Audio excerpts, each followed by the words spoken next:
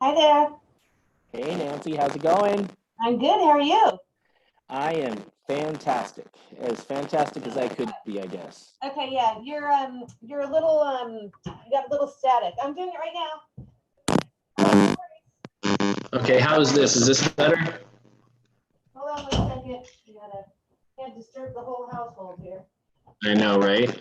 Just had a okay. Let me hear you. I'm still getting some static there. That's super weird. I'm not sure why that's happening.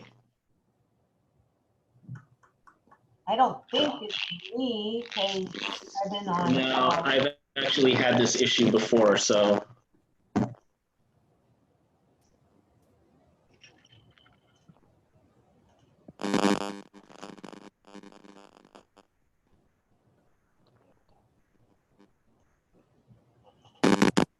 You know, maybe I can go upstairs. All right, we're going to try to.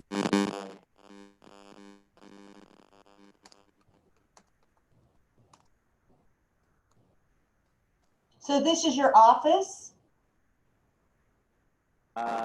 This is my office. How? I mean, is this for your office or who's this for? This is for everybody, actually. We're going to put it out on Facebook and just see if we can get some more clarity on what's really going on here. Okay. I'm going to try to move, I think, my location and where I'm at. Does it sound any better or no? No. Sorry. Okay.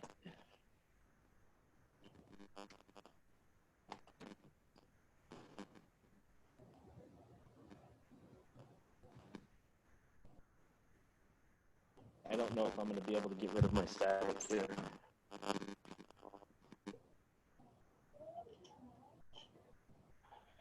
All right.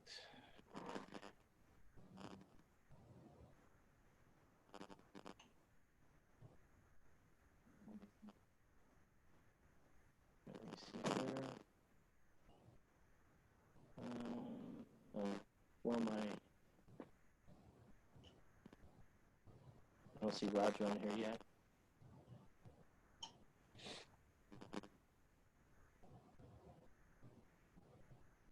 All right, I'm gonna go live. Are you ready? Yeah, I'm ready. You still have that scratchiness. How bad is it? Every time you move or talk, I hear it. Figures. Let me see here.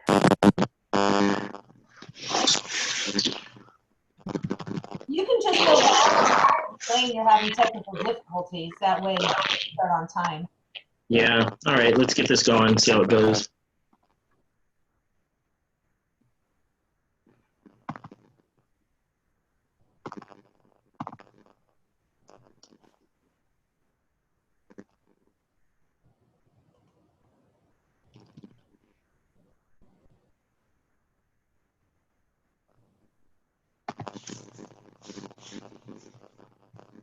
Are you video?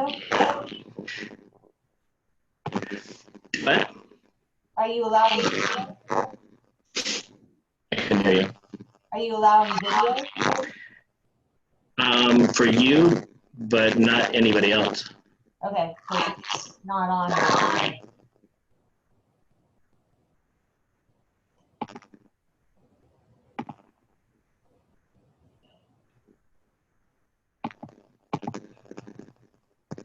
Okay, I should have allowed video for you.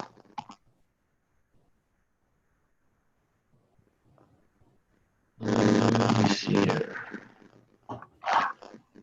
Yeah, you should have video. Go to the lower right hand and see if you have the red X on your video. No. Hold on. Go back to my.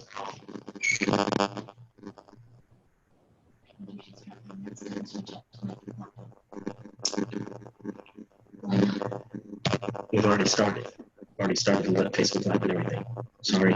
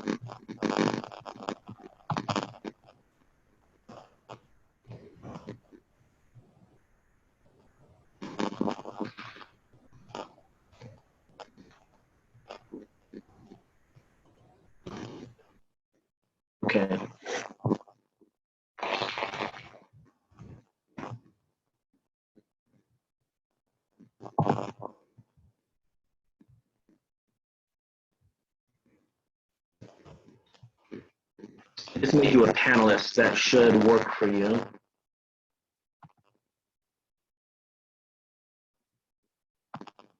There you go.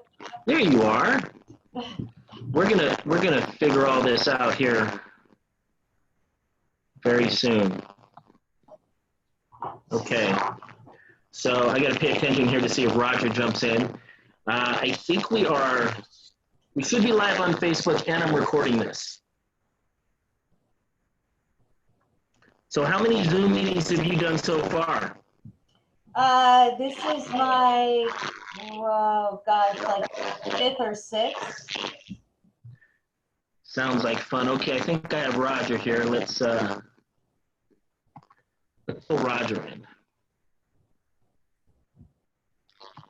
There he is. There he is. Let's unmute him. Hey, Roger, you there? I am. You're in a dark room. Can't see you. Yeah, I don't know what the problem here is.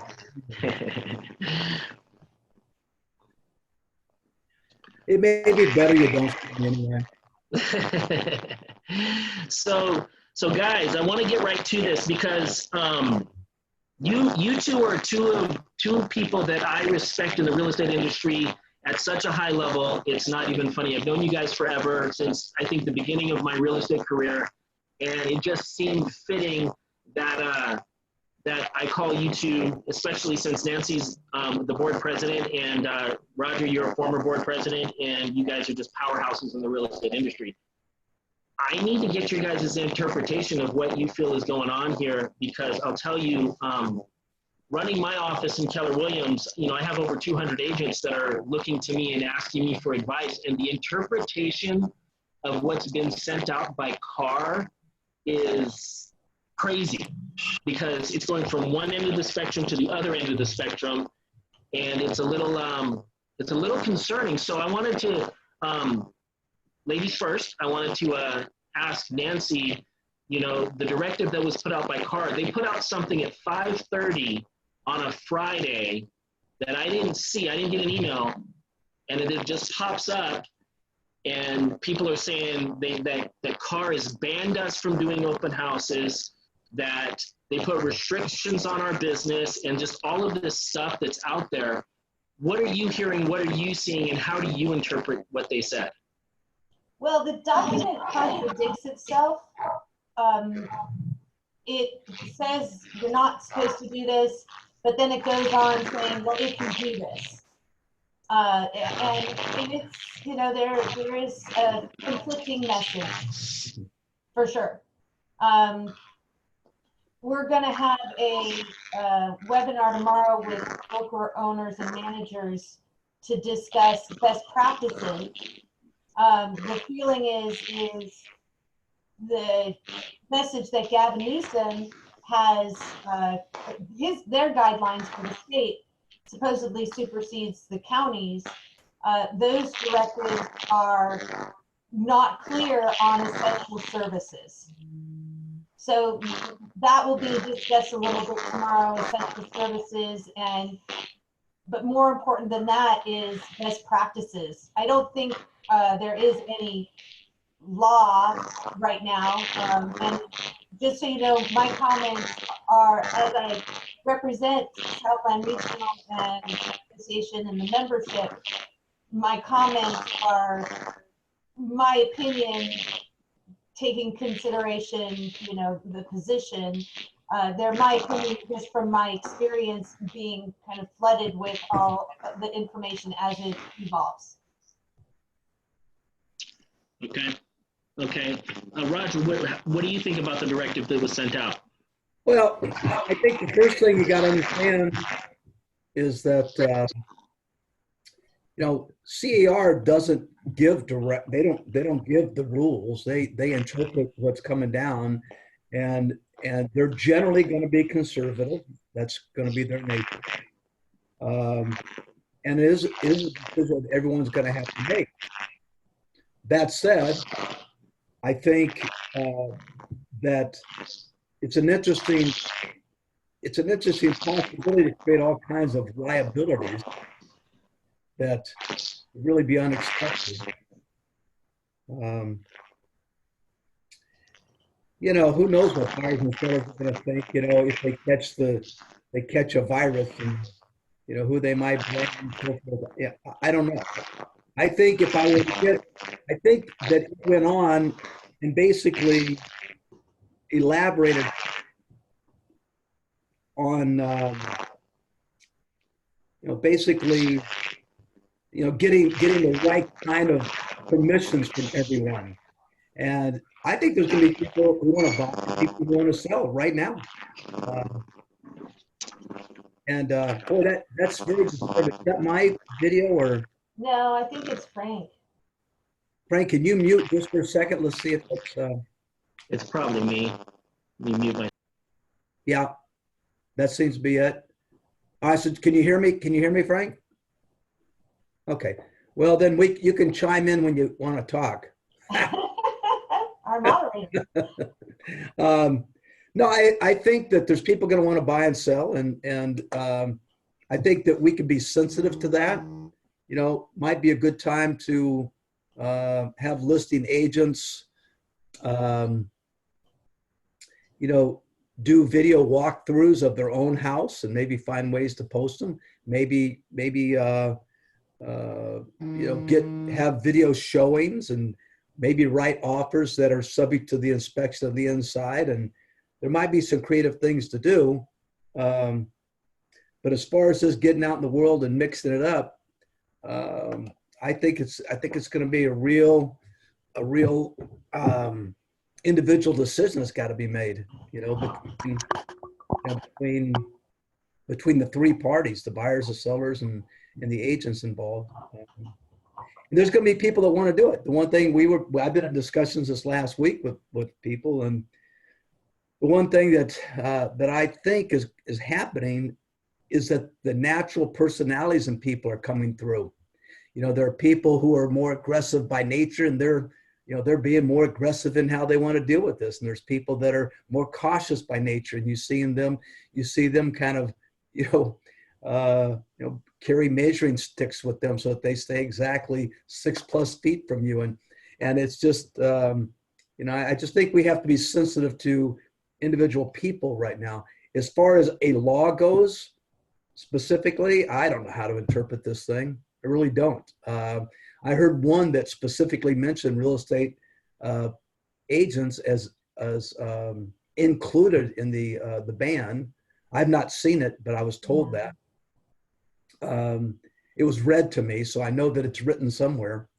But I don't know what the violation would be. I don't know what the crime would be. But if you have highly motivated people who want to move forward, I would just do so cautiously. So there's an office, a rather large office that I'm not gonna say their name, but they sent out information to their agents to remove all active listings and put them all in hold, and to cease and desist basically everything. I don't think that's the best practice, but how do you guys feel about that? Well, I don't think that I would tend to agree, but again, every broker has it under their discretion to do what they feel is best for their companies. So that would be my response. Yeah, I think I tend to agree. I mean, if I was running a big company with 200 agents right now or more, I probably would want to caution, err on the side of caution, and maybe it makes sense to do something like that, because ultimately the responsible broker is still in charge, and they're still going to be engaged in whatever problem. So I'm not sure it's a bad idea, I'll make a comment. I think that the line in the sand may have to do with the essential services and the interpretation of that. I'll give you a scenario. I have a client who property went vacant just naturally because the tenant moved out, and we're putting it on the market for sale on Tuesday, and she needs to get it either leased or sold because it's creating an essential need, a financial need for her. So it happens to be a vacant property, which I think may make the situation a little bit more workable. But, you know, her response when I was discussing this with her is, well, I think you're breaking the law if we do that. And that's because the press said, you know, when they got CAR's advisory somehow, I don't know if CAR pushed it out to the press, but the press made that announcement that we're not to do any of these things. So I think all of that still needs to be discussed. I would agree with that. I think that, I mean, that really describes it right there. There will be people who say, I got to sell. I got to sell. There's going to be people. I mean, in fairness, I can't see how this can't have some impact on properties that are listed in terms of sales price. I've heard of listings being renegotiated that are in escrow right now, trying to bring these prices down. It could be just brainstorming. It could be that the best thing that could happen to everybody who owns real estate is that we freeze this and absolutely do not show property. It's similar to the way the stock market, when it starts tumbling too fast, they just they stop selling and they let everybody take a deep breath, you know? So that's kind of a possibility.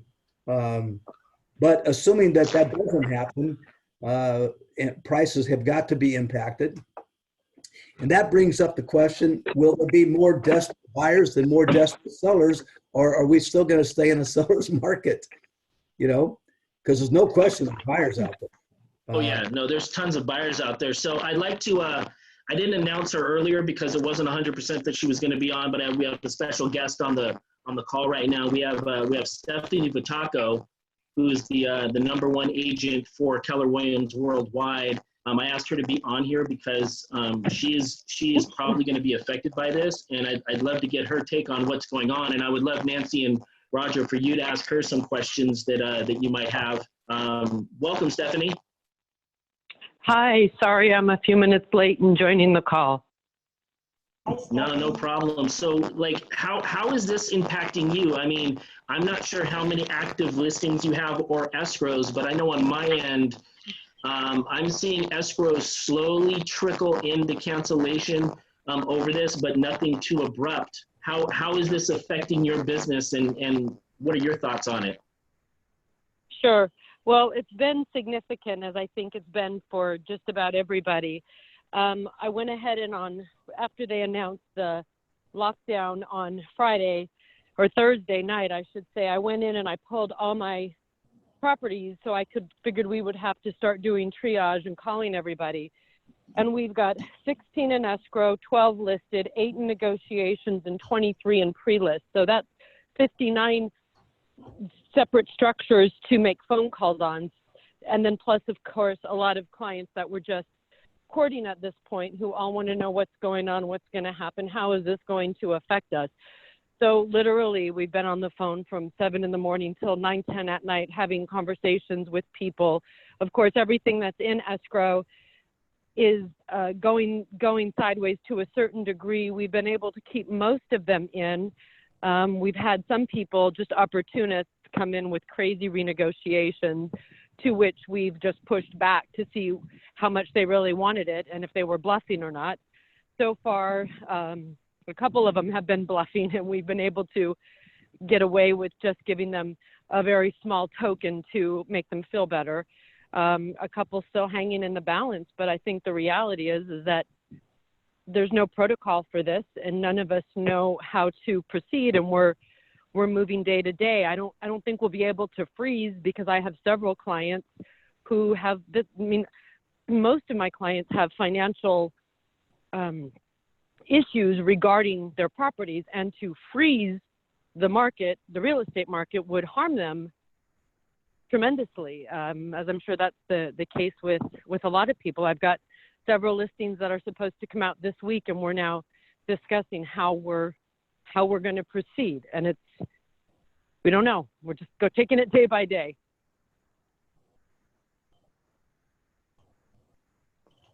Yeah, I bet. Nancy, do you have any questions for Stephanie?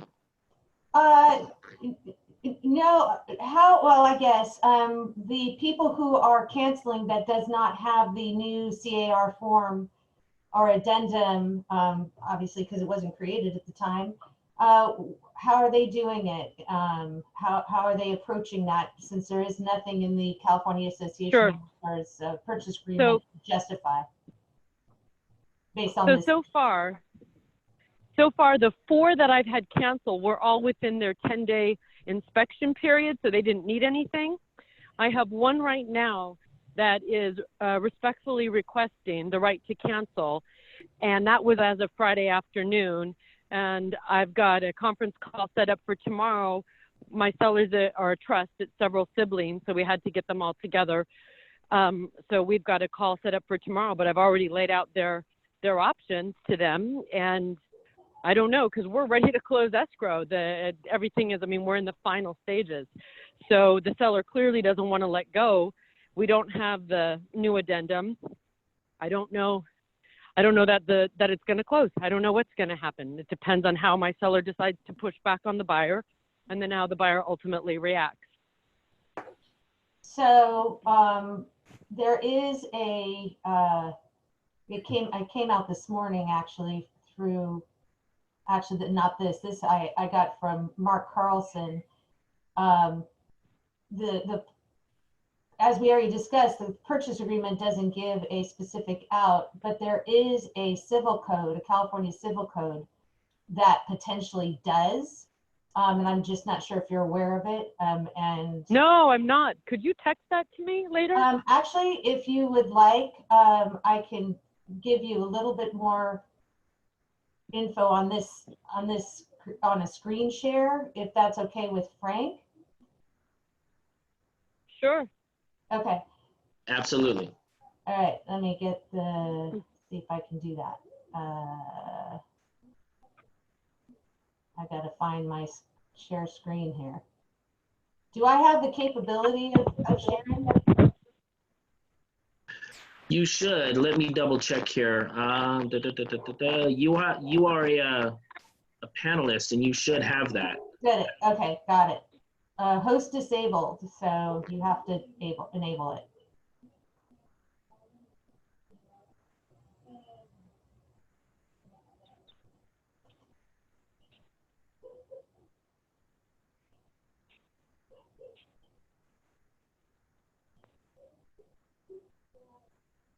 You're working on that, Frank? Yeah, I should have made you a co-host just now. Okay, perfect. All right, here it is. So this comes from Mark Carlson's office. If you can't read it, can you guys see that? I don't see it. I see you guys, but I don't see it. If you're on Facebook Live, there's probably a delay, but I can see it on the screen. There it is. It's up okay. now. Let me make it bigger. Oops. I'll make it I bigger. can't read it, but I could see it. All right, I'll read it. It says that the legal principle of force majeure, in parentheses, where an act of God excuses performance due under a contract, may apply to the COVID-19 outbreak. While the RPACA also does not contain a force majeure clause, the concept may be available under California Civil Code 1511.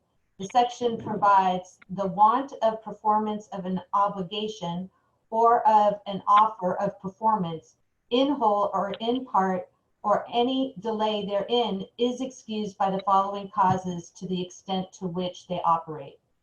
When it is prevented, or this is number 2, item 2, when it is prevented or delayed by an irresistible, superhuman cause, or by the act of public enemies of this state or the United States, unless the parties have expressly agreed to the contrary.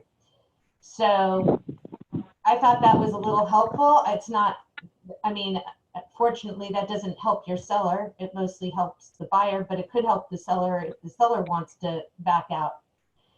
Yeah, I think something that's important about that too, because I went through this discussion this week as well, and again, it's like Stephanie said, this is an unprecedented kind of event.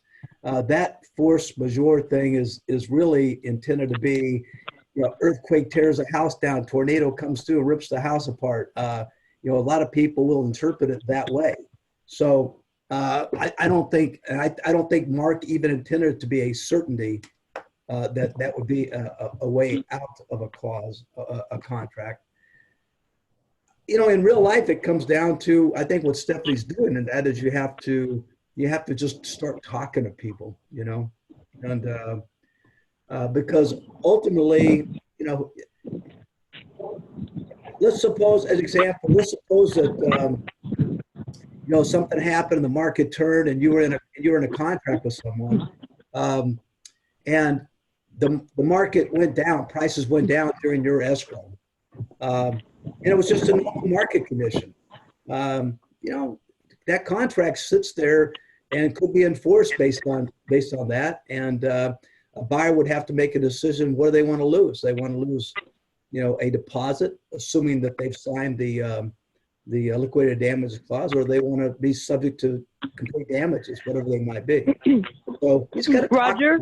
Yeah. I personally think deposits are going to get tied up if somebody tries to push back on this. This is the cause, the situation as to why, the reason the people are going to cancel. I don't think anybody's going to have any ease in trying to get a deposit back. That's just my personal opinion.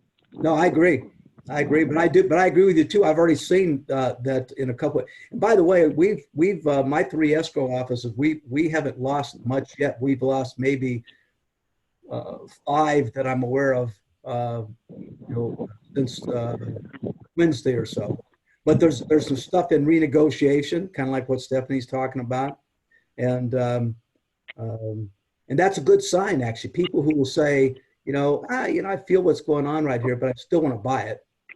That's a good sign that some of those people are out there. But deposits are being talked about, and I don't think any seller is going to just open. I think a lot of sellers will be reluctant to just sign to give a deposit back and walk away like nothing's happened. Is that what you're saying too, Stephanie? Absolutely. And I think more so than, I think a lot of people, what I'm seeing from my clients is they want a place to live. They need a place to live for those mandatory purchases versus a discretionary purchase. And the interest rates are low and all of that.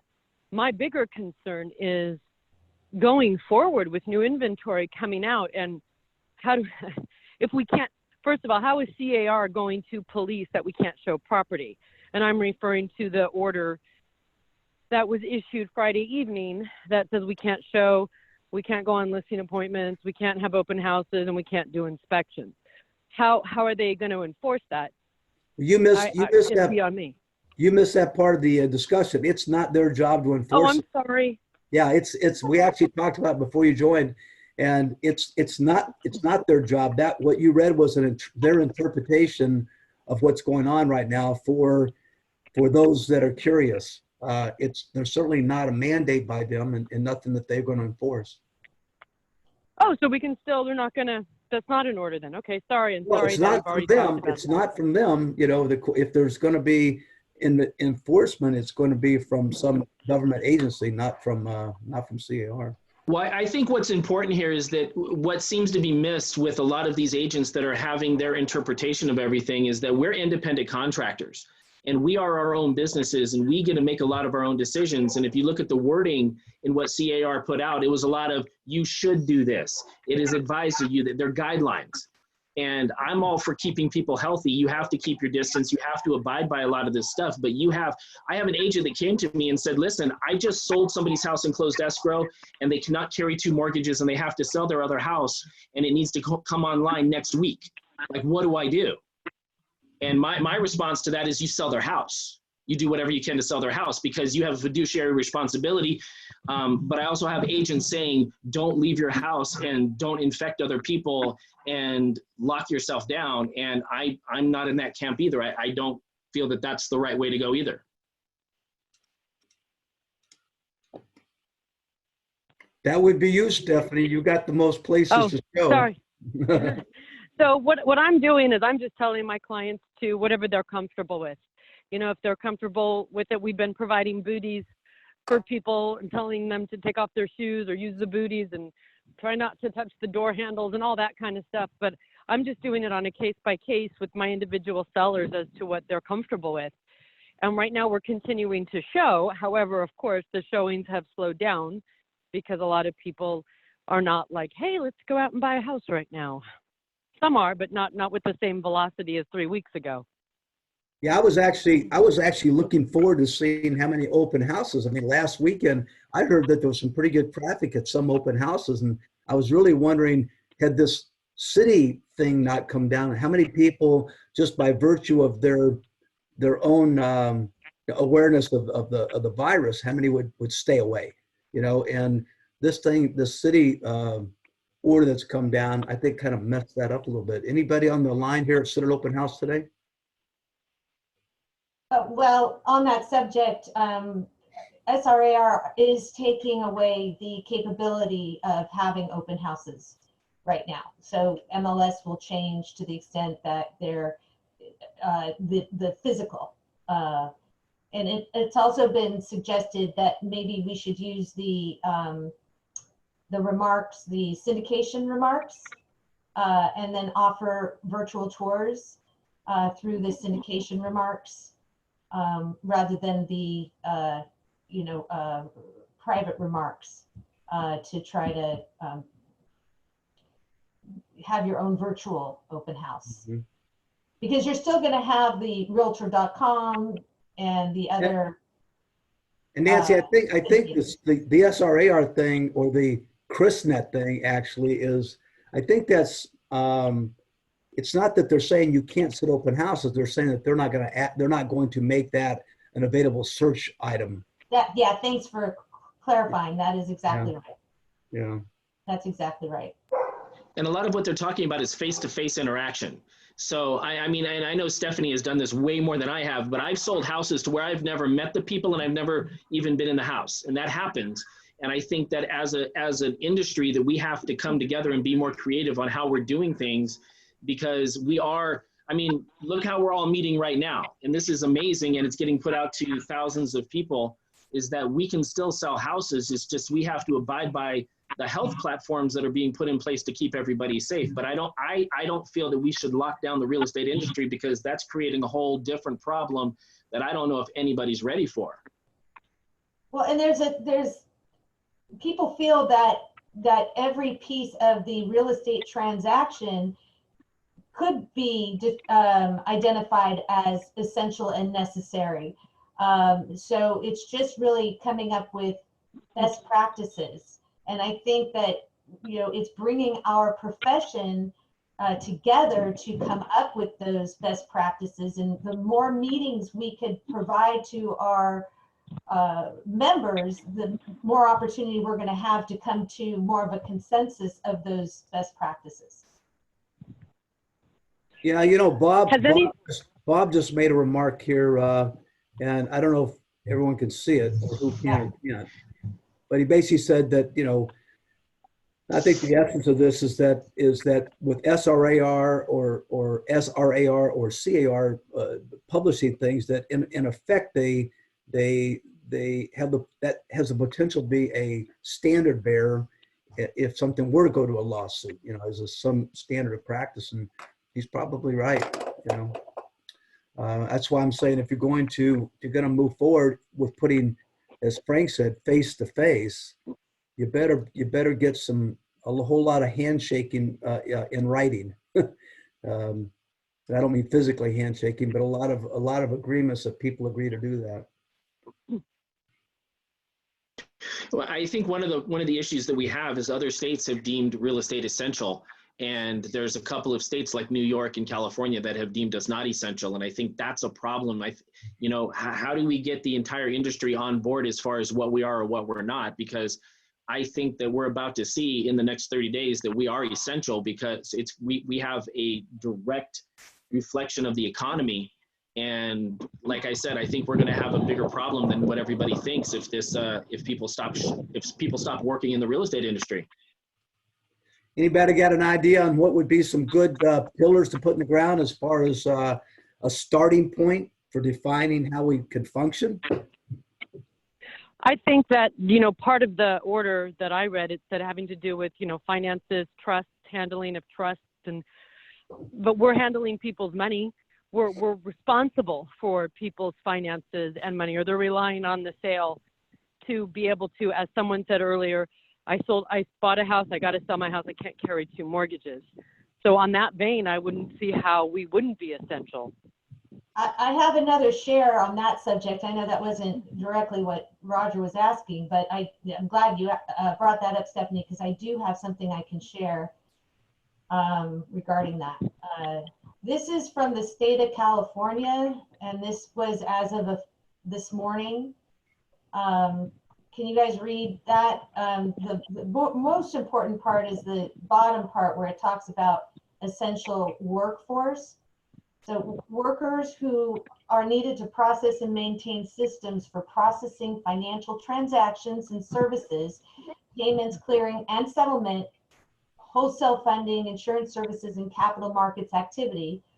Workers who are needed to provide consumer access to banking and lending services, including ATMs, and to move currency and payments. And then workers who support financial operations, such as those staffing data and security operations centers. So there is an argument to say that, especially when it talks about maintaining systems for processing financial transactions and everything that's associated with that.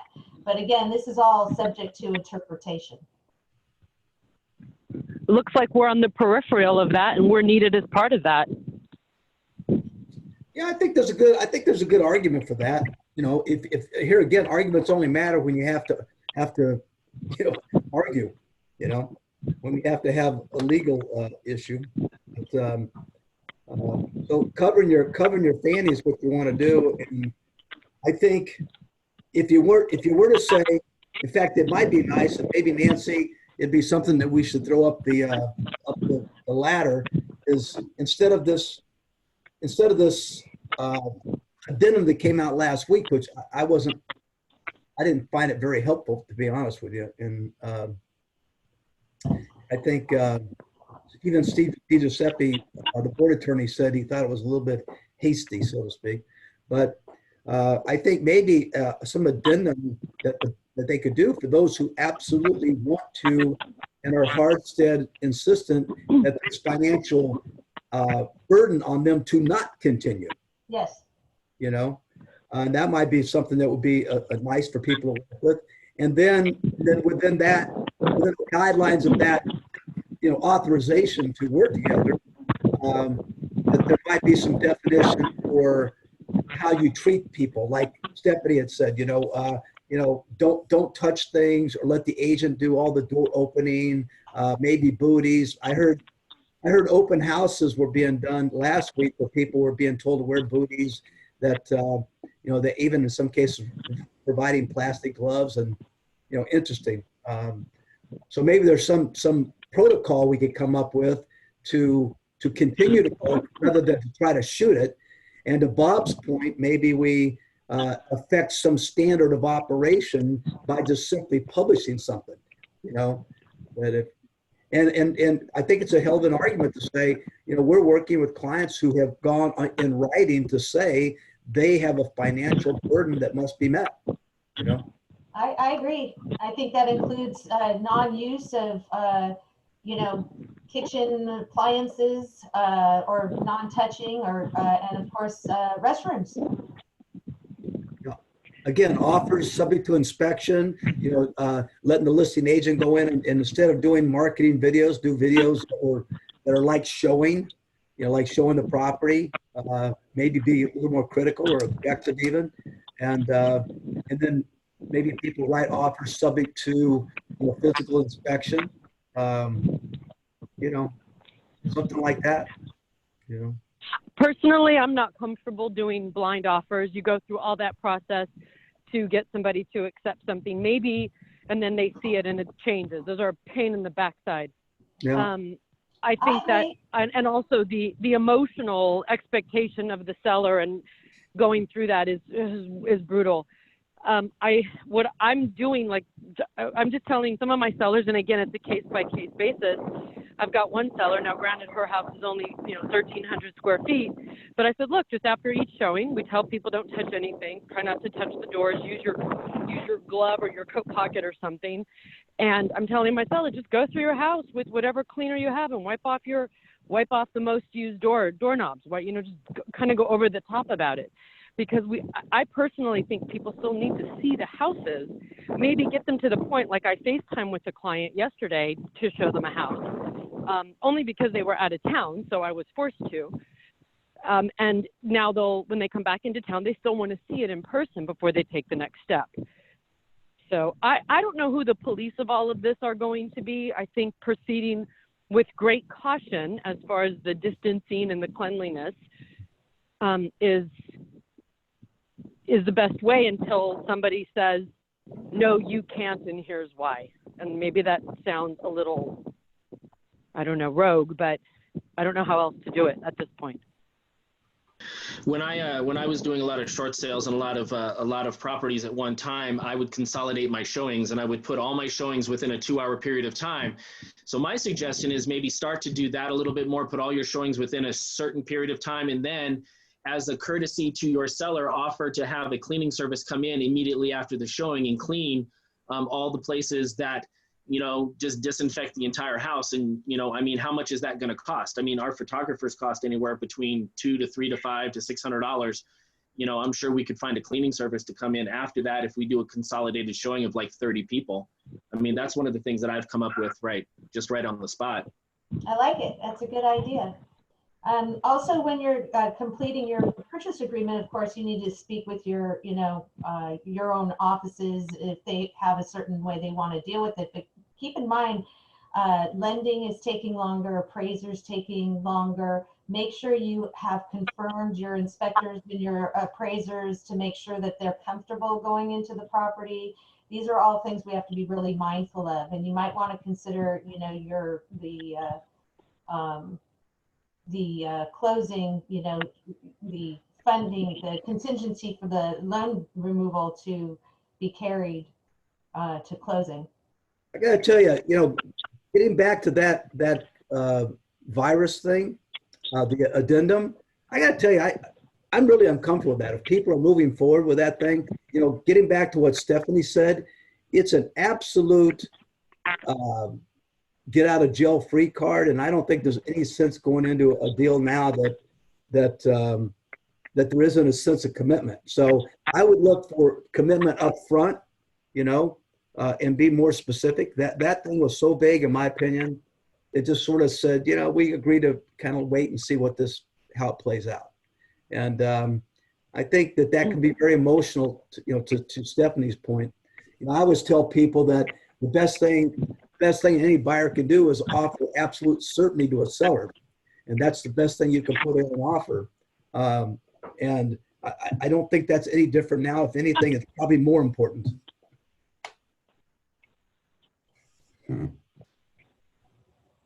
Yeah, I absolutely agree with you, Roger. And I think one of the things, and this is just the way I operate, is that I believe over communication with your clients and the other agent and everybody involved is really key. Disclosure and over communication, because once you start not communicating, that's when you start having a lot of issues and a lot of problems. And in this environment, you have to communicate, and you just have to make sure that everybody is on the same page and disclose and get things signed up front and not play around, because this may look totally different in the next 30 days. We're at the front end of this. This is going to change in the next 30 days in a lot of different ways.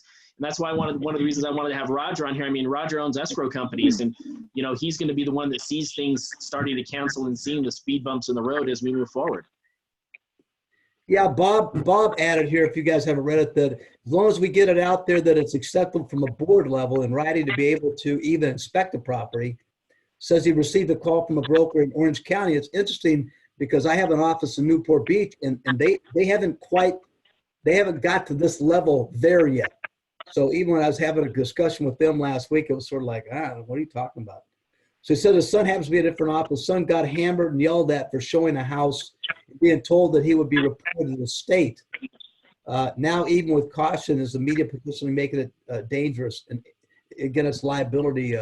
One of the agents was attacked at the new outlets too for blowing this up and so forth here. So Stephanie, I got a question for you. Take the listen that you have right now. This would be true for anybody chatting as well. How would you break down the percentage of the attitudes by percentage of your existing listings? So in other words, you know, you got people who say, I'm not too concerned, and you got others who say, don't let anybody even walk on my sidewalk. You know, how would you break down the emotions that you're feeling right now or hearing? So I think 100% are emotional, scared, concerned, uncertain, anxiety. That's across the board. I have one who called me before the order was issued. They're in their late 60s, early 70s. And his wife texted me that he's a germaphobe anyway, but she has to go along with what he wants to do. And again, this was about a week ago before the real substance hit the fan. And he said, we can't have any more showings. I don't want anybody in my house at all. And this was a week ago Thursday, because I had 4 showings set up between Friday and Saturday. What was that, the 13th? Friday the 13th and Saturday the 14th. And we just canceled them all. And we put his property on hold. Other than that, I just have people saying they want to sell their house. So they're like, okay, we need to do this. How do we get people in? How do we show? You know, 50-50, you think? Is there a middle ground somewhere that you're hearing? A middle ground as far as not being afraid? Well, sort of afraid, but sort of still want to go ahead. You know. No, I only have one seller. Only one seller who said, no, do not show my house. All the others, and there's, I don't know, 12 or 13 are like, how do I show my house? Get people in here, but how do we do this? Wow. See, that's interesting. They want to sell. They're motivated. They're people who need and want to sell. Now, I do have several listings that are scheduled to come on, and I have several of those who said, you know, and I've had this conversation with them too, are we going to hold off or not? And it really depends on their motivation. And so if they're not super motivated, don't have a financial crisis, yeah, I'm telling them, let's wait a little bit. Like, let's revisit every few days. Let's revisit once a week. Let's see where things are at. Because clearly you don't want to hit the ground running and there's, you know, it's crickets out there. That will damage the days on market. That will damage the momentum. So for those people, I'm just counseling them one-on-one. There's one certainty or a couple that I have, and I would say, and that is, under no circumstances try to talk someone into anything that they're not comfortable with. If a person feels like, oh my God, you know, then you're right. You're absolutely right. You know, if someone is a little bit more free about it and not quite as concerned, then I would offer to them that, okay, that's fine, but let's try to be cautious and do this, you know. Absolutely. I'm just having conversations one-on-one. What do you want to do? And I start by saying, I don't want you to do anything you're not comfortable doing. Right. Absolutely. And if it requires interacting with other human beings, I would ask them, I would somehow get that in writing. And I think that's the next addendum that should be coming out from, or disclosure that comes out from CAR right now. Roger, you got a question.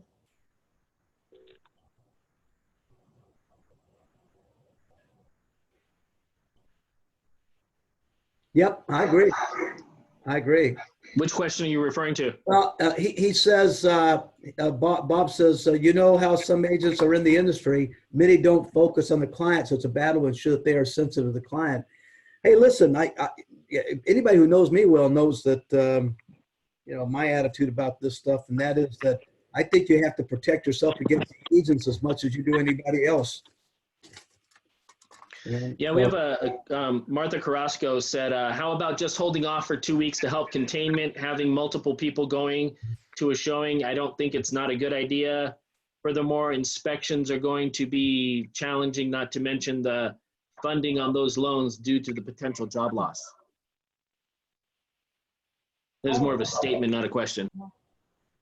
Well, you know, as far as I mean, listen, there's a lot of people who are going to get overtime now, you know. and a lot of jobs that aren't even close to being lost. And so there's a lot of good lending risks still out there. So there, like we said, there's going to be buyers, there's going to be sellers, and I really would hate to feel that we have to shut this down. Absolutely got to be sensitive. So I don't know how it starts. You know, maybe it starts with these video showings, and then to Stephanie's point, if you get past that, then it becomes a highly controlled physical showing that has been everyone has signed off on, and you still try to do deals. But I can tell you this next week, this next week going to teach us a lot, because we aren't the only ones doing this. I can assure you that, Yeah, Stephanie, how many buyers, or do you know of how many buyers have you had back out? Because you said you only had one seller that's really backed out. What about buyers? I have one deal that totally tanked. Not my buyer, but on a listing that I have where the buyer, we had 4 on Monday. We had 4 on Monday fall out that we had just put in within a few days that were in their inspection process. But then on Tuesday, one of them revived themselves. Then on Wednesday, another one fell out, but we went back to the other buyers, and one of those other buyers, because we had multiples, came in and bought it. So it's like musical chairs. And I really think it's just going to be a case-by-case basis. But my bigger concern is the momentum, and if you consider a buyer pool of 100%, what's the percentage that have said I'm not going to do this right now, which obviously greatly impacts prices and saleability and all of that. That's my bigger concern. Who's even going to want the preoccupation with what's going on that people say I'm just going to not look right now?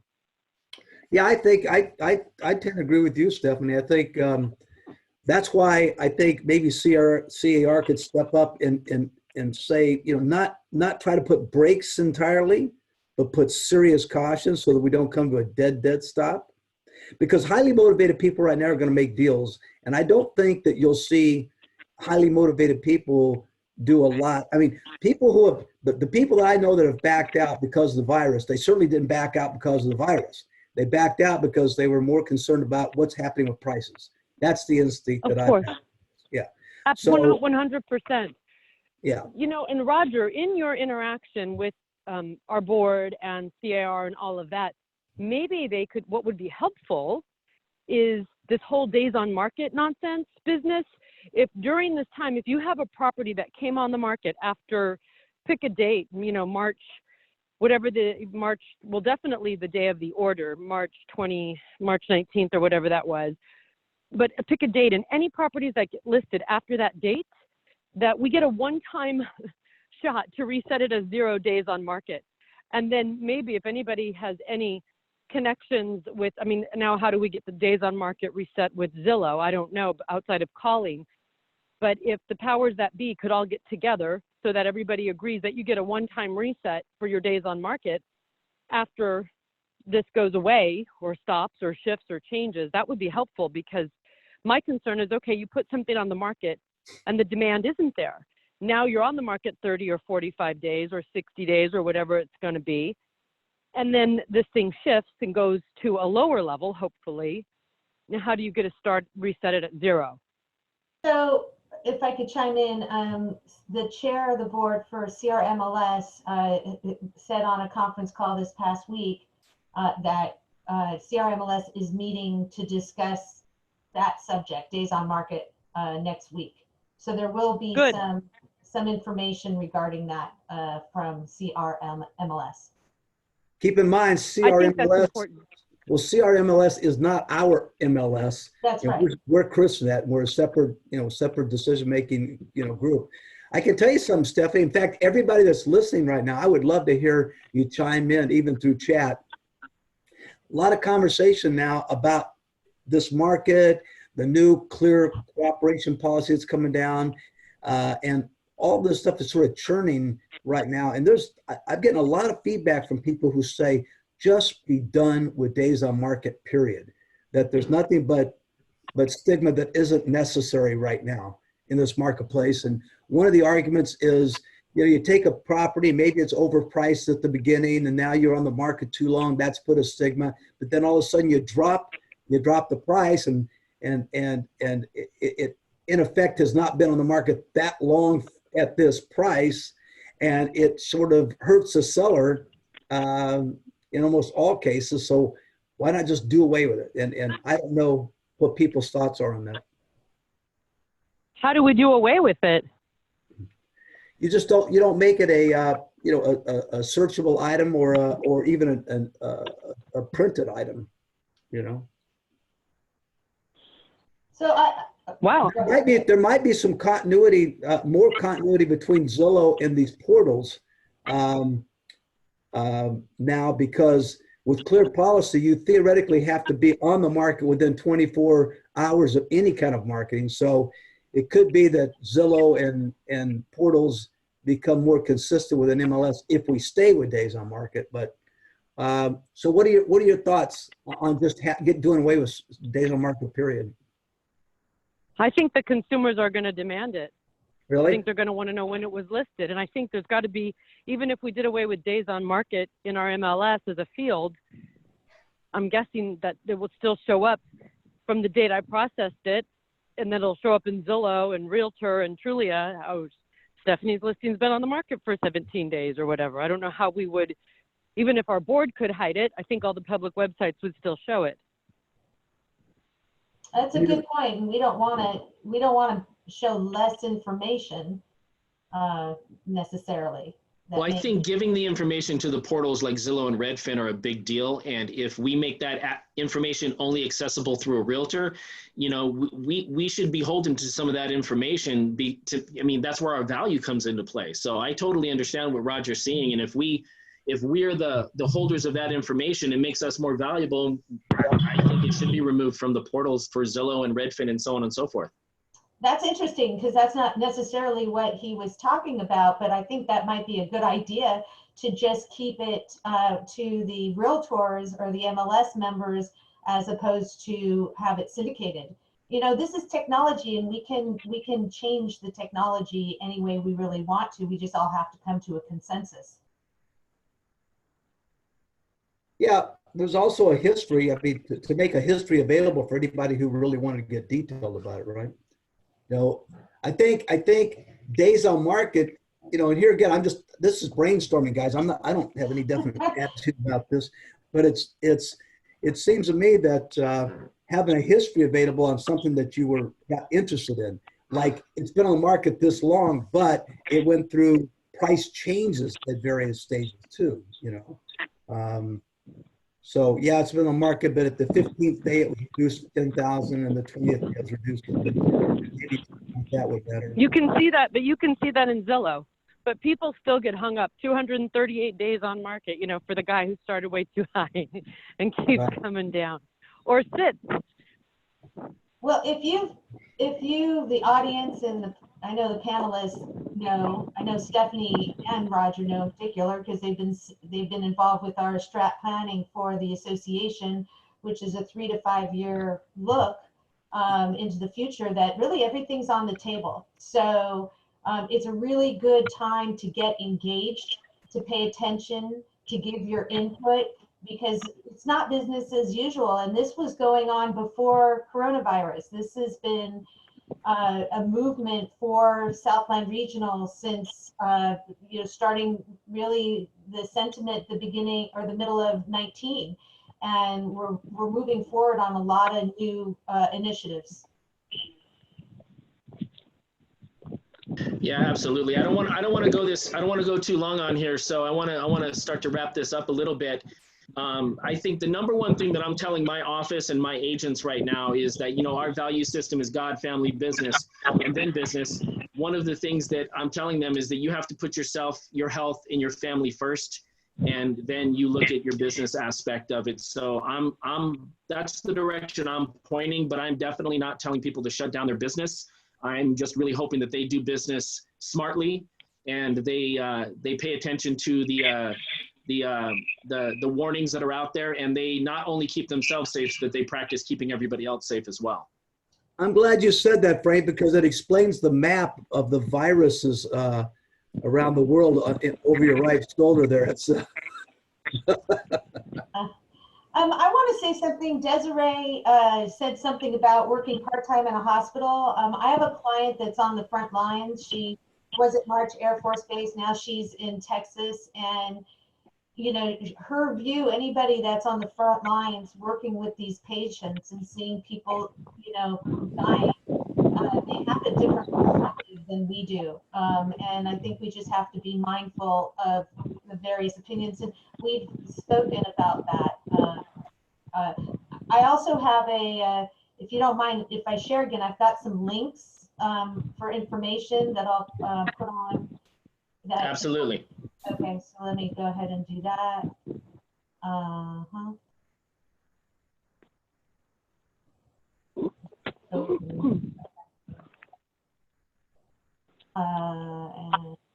share. While you're doing that, Maria, I'm looking here, suggested that we have agree on a plan of action for the key points of the meeting. And I think it would be a nice idea. How do you guys feel about, and by the way, thank you guys for absolutely giving me zero direction on this days on market thing. Not one person. That's a tough one. I don't know how you get over that one. Yeah, you got to think about that more, I guess. You guys see the links?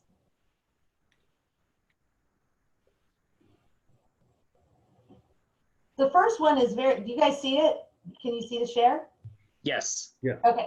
So the top one is very interesting. It just gives it's like a accounting, like the increase coronavirus instances and the amount of tests that are being done, and it's the world view of that. And can you make that larger, Nancy? Can you make that larger for people? Sure. Not that anybody's going to go running and writing these down, I suppose, but. Well. Or maybe there's a place we can save these links so we can access them. Yeah. Sure, I can probably, I don't know, do you want to copy them, Frank, and put them in on your page? Yeah, absolutely. So I'm going to make this video available afterward. I'm going to save it. And then what I'll do is I'll take these and I'll email them out to everybody. And if anybody wants to inbox me, I will make sure that you guys get a copy of them. Okay. Yeah, maybe people could get green screenshots right now. It's being recommended. Good idea. But Frank, you want to go back to Maria's idea about, is there one or two things that we would say we could agree on? I mean, do you guys feel, you know, my thoughts on instead of getting these guys to shut things down or keep things vague, maybe we get some sort of a disclosure out for those who absolutely have to move forward in business that we could get signed to protect ourselves? Does that make sense to you guys? I think absolutely disclosure is 100% needed, because there are people that are in positions that they just can't not move forward. So we need to get something in writing to where all parties understand, because I'm going to tell you the big issue that a lot of these companies and these offices are having is it's the E&O insurance. You know, if something happens, you know, is there going to be an E&O issue? You know, if somebody gets sick or somebody happens, and when did that happen? And there's going to be a lot of gray area there. So if we can get something together, a disclosure to where everybody is on the same page, and it's something that can, you know, be brought forward if something like that comes up, I think that would be huge. And I also think there's a component of best practices, because the disclosures is a disclosure. It's not really best practices. And I think that our members are still going to need some input or come to some consensus where we're trying to provide some guidance into, you know, if they are essential and they are doing transactions, what's the best way to go about it?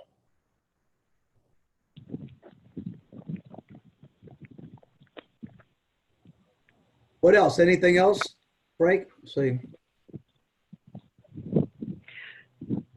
Yeah, Bob said he went through mediation on through the Port Aransas leak. 8 hours of position. So disclose. I think probably smart. Yeah, disclose is really the key. I really am very, very, very, very reluctant to send a message that says, from the association that say, don't do business at all. And only because there are probably some desperate people who really want to make something happen. So I think our association really maybe would be better served right now to tell us how to disclose and protect themselves legally as well as from a physical health standpoint. Well, I think one of the number one things we can do is just go by the standards that have been set by the health organization already, as far as how you keep yourself, the 6 foot rule and not being in large crowds. And if you just adopt those and move those into your business, and you learn how to do virtual open houses, and you start utilizing technology more, some of the older agents and some of the less technology driven agents are going to have a little trouble with that, but that's where you can lean on your office and get assistance from your leadership in whatever office that you're a part of to answer questions. Because I think regardless of what direction you go, you shut your office down like some large companies have done. They just moved all their active listings to hold. Or if you try to move forward, there's going to be issues all across the board. So we just have to make sure that we do the fiduciary and put our clients first, put our health first, and make sure that we're thinking of other people and not just the paycheck at the end of the day. Yeah, Bob just said that he says, trust me, I want to sell. Just give me some backing from the associations. And I think he's referring to some standard of practice, kind of thing. And, I have one more link that I'm going to provide. I just added it to the list. It's the last one.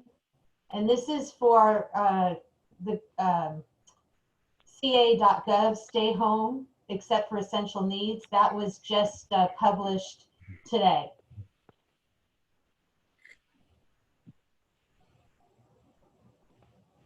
I think the most important question, Frank, really is, do I look heavier on camera? Who did your makeup? Can you smell me? I didn't shower today. Maybe I shouldn't be sharing this. I don't know. You're good, Roger. You're good. And you Thank look you, as svelte as ever.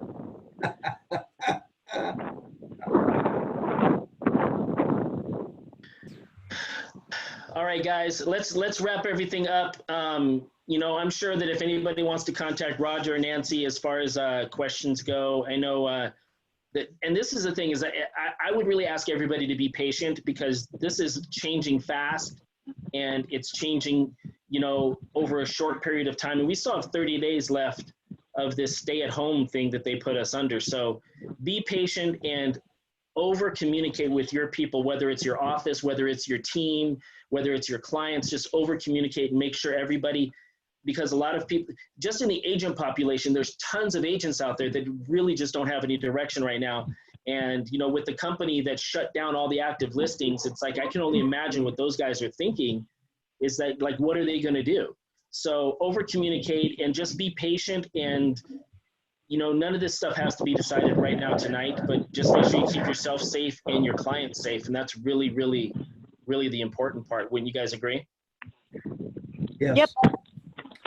And I'll tell you what, listen, I think it's a great time to get on the phone and start talking to people you haven't talked to for 5 years, and build those relationships back up as quick. There's a chance, I have a sense that there's so much pent up demand that this thing could be like a slingshot when we come out of it. I'm not saying it's going to, but I sure see the potential for it. So, don't miss that opportunity.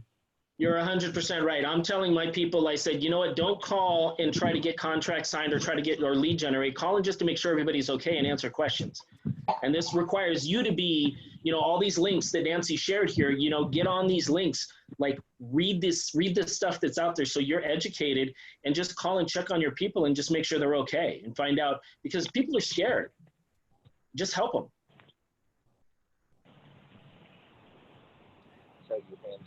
All right, guys. Thanks for organizing, Frank. So first and foremost, I want to thank Stephanie for being on here. Thank you so much for taking time out of your day. I know you're super busy and you have so many things going on, so thank you so much for coming. No problem. My pleasure. Roger Hance, thank you so much, man. You're such a good friend to come on here and help me with this. Past board president and current board president, Nancy Troxell. Thank you so much. This was really awesome, and I'm sure everybody in the board and everybody listening really appreciates this. Thank you so much, guys. You are awesome. Good luck, everybody. Be safe. Thank you. Bye. Okay, guys. Have a great day. Bye-bye.